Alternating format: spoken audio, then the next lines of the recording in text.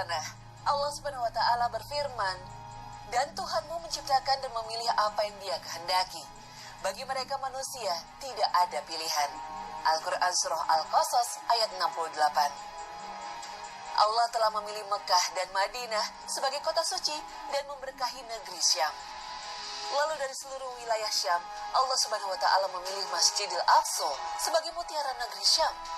Allah juga telah memilih Nabi kita Muhammad SAW dan menjadikannya sebagai penutup para nabi dan rasul. Syariatnya dijadikannya sebagai syariat terakhir dan umatnya sebagai umat terbaik. Kemudian memilih dari antara umat terbaik itu golongan yang dimenangkan hingga akhir zaman. Dan golongan itu berada di bumi Syam. Negeri Syam membentang di sejumlah negara Suriah, Palestina, Yordania, Lebanon, dan beberapa bagian dari negara Turki. Kawasan yang diberkahi Allah Subhanahu wa Ta'ala. Negeri Syam inilah yang menjadi tujuan hijrahnya Nabi Ibrahim alaihissalam setelah ditindas kaumnya di Irak.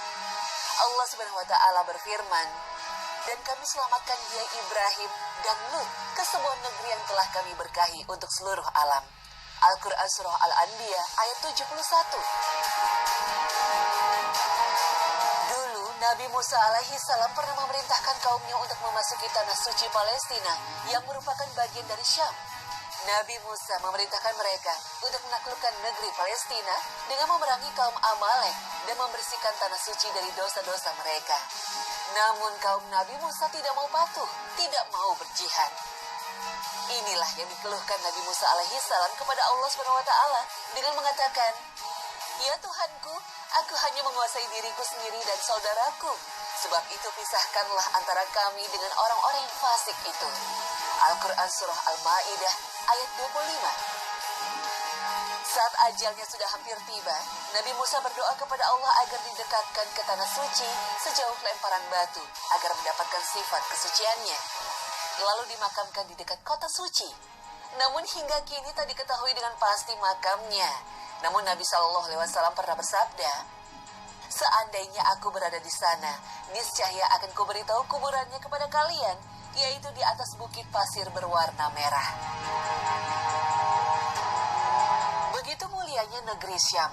Isra, sang penutup para nabi dan rasul, Nabi besar Muhammad SAW juga menuju Masjidil Aqsa di tanah Syam. Dan dari Masjidil Aqsa itu pula Nabi SAW dimi'rajkan menuju langit tertinggi.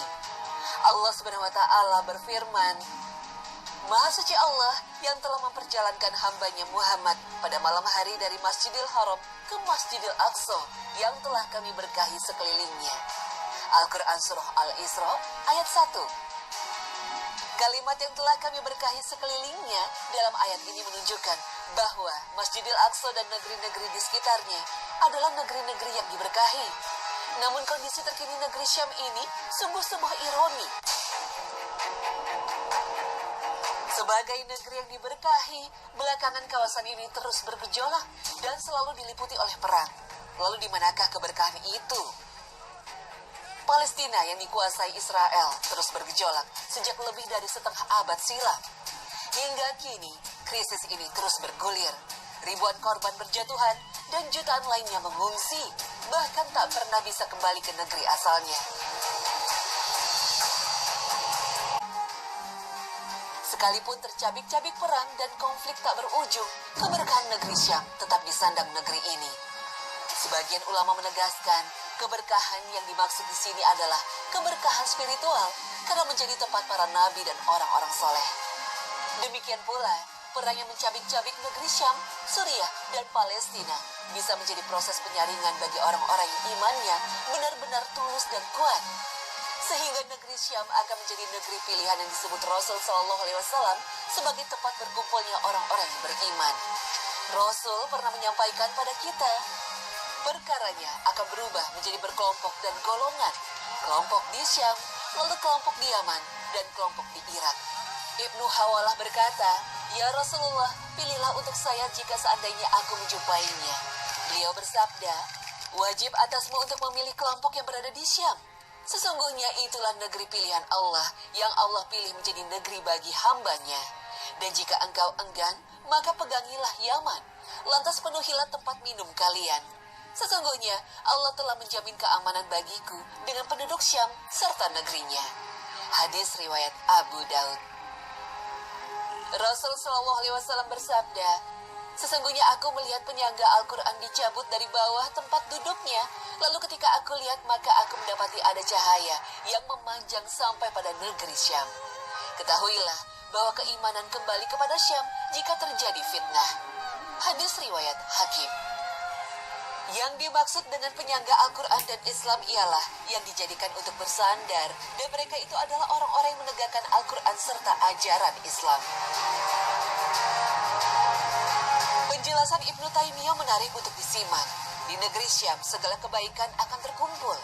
Orang-orang beriman dan soleh serta kekuatan terdahsyat di akhir zaman akan terkumpul di negeri Syam, di Baitul Maqdis, serta wilayah sekitarnya setelah perang besar di akhir zaman. Maka Nabi Isa alaihissalam pun akan turun di negeri ini, yang salah satu misinya untuk membunuh Dajjal. Semua perhelatan ini terjadi di bumi Syam. Saat itulah keberkahan negeri Syam semakin sempurna.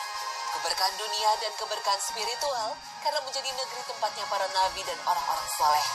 Saat itu berbahagialah penduduk Syam, sebagaimana sabda Rasul Shallallahu Alaihi Wasallam.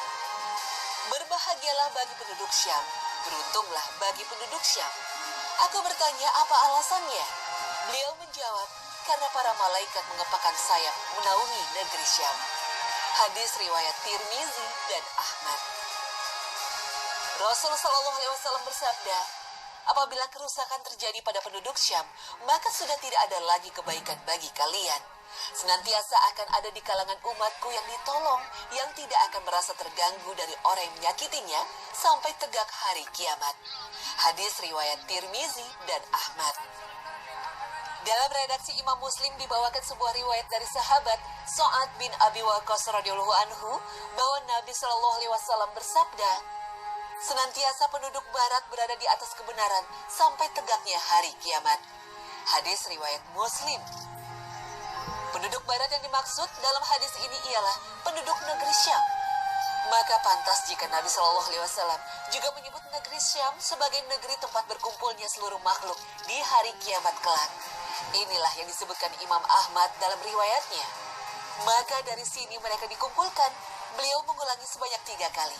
Dalam keadaan naik kendaraan, berjalan kaki, dan menggunakan wajah-wajahnya. Kemudian di akhir hadis ini, Ibnu Abi Bukhair menjelaskan, dan Nabi mengisyaratkan dengan tangannya ke arah Syam. Kemudian Nabi berkata, sampai ke sanalah mereka dikumpulkan.